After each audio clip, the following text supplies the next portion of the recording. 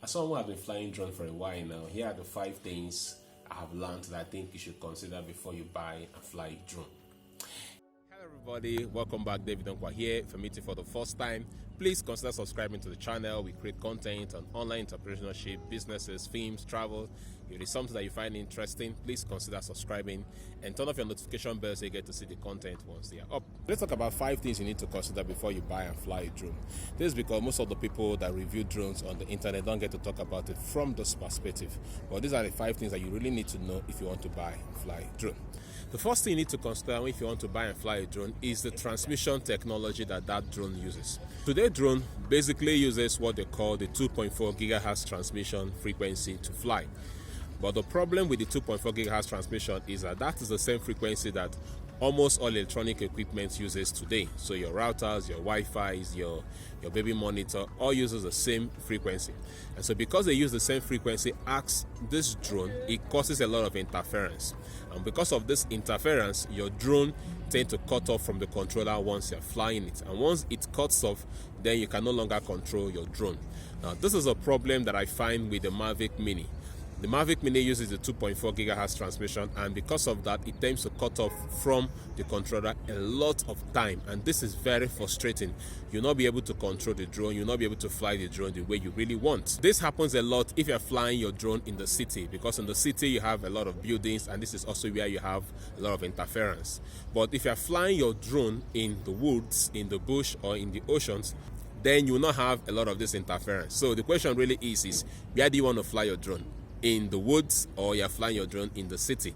So you're flying your drone in the city, then the connection transmission frequency that drone uses is very important. So however, companies like DJI has come up with a better technology that combines 2.4 gigahertz transmission and the 5 gigahertz transmission. So the 5 gigahertz transmission has less interference.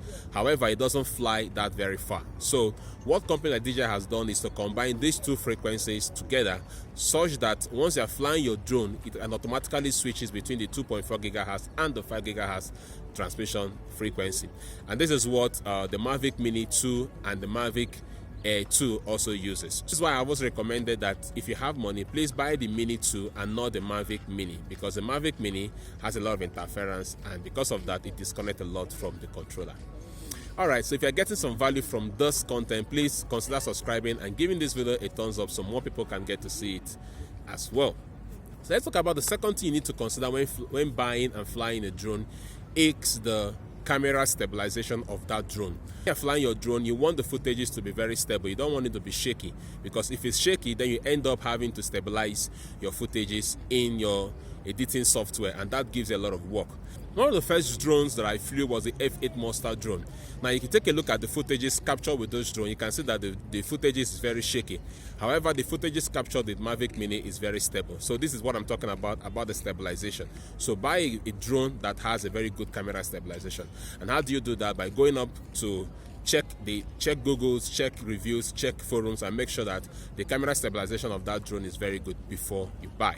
Alright, so moving on to the third thing that you need to consider when buying and flying a drone is the size. And yes, this is very important. Now, size is important if you're flying your drone in places that has a lot of restriction, or you want to fly your drone in a discreet manner. Drones like the Mavic Mini or Mini 2, once it's up like the 50-meter high, no one can even get to hear the sound or see that a drone is flying over it. And because of that, you can fly your drone into places, into areas that, even if it's restricted, you can fly your drone into places, into areas that and no one can even know that you're flying a drone. So if you live in a city where there are a lot of restrictions and prohibition, then size of the drone should be important to you. So buy a drone that the size is small, so you'll be able to fly your drone more discreetly and without interference and without bringing or attracting the attention to yourself. So the fourth thing you need to consider when buying and flying a drone is the camera of that drone. Now this is essentially important if you're buying your drone to shoot for businesses. If you're basically buying a drone for hobby, to shoot for YouTube videos and all of that, then a drone with a camera of 1080p is absolutely fine. But if you're buying a drone because you want to use it for businesses, then you want to buy a drone that has a high-end camera like the 2.7K, 4K, or the 8K. So this is very important. Thank you so much for watching this video to this point. So if you're still here, let's talk about the last thing that you need to consider when buying and flying a drone, and that is the drone app. the app that drone uses. This is very important. If you're flying a drone for the first time, you want to buy a drone that the app is very user intuitive. And this is one area also that DJI has done a very good job. So like the Mavic Mini, which I fly, basically uses the DJI Fly app. And DJI Fly app is very easy app to use, especially for beginners. Now, one of the good things with the Fly app is that they also show you restricted places that you're not supposed to fly your drone. And also, if your drone is flying above a certain height, it also warns you that you're not supposed to fly above that certain height. So this, provide a lot of security for you. But one of the most beautiful thing is once your drone cuts off from the controller, the drone automatically returns itself back to you, using the GPS location of where you are. So this is a problem that I had with the F8 Mustard drone that I bought. I think the app is really terrible. I was flying the drone, everything was fine. Then there's a function that is called Follow Me on the app. Immediately I clicked on that function, the drone flew away, and that's how I lost the drone. I was not able to recover the drone, and the drone got missing. So this is one thing you need to consider. What kind of app are these drones using? With a lot of drones out there, they use all kinds of apps. So before you buy the drone, not just because the drone is cheap, look at these things I've talked about, especially look at the app. What kind of app does the drone uses? So if it uses an app that is not very mature, you're going to have a lot of issues. First of all, flying the drone and security issues, and you might end up losing that drone at the end of the day.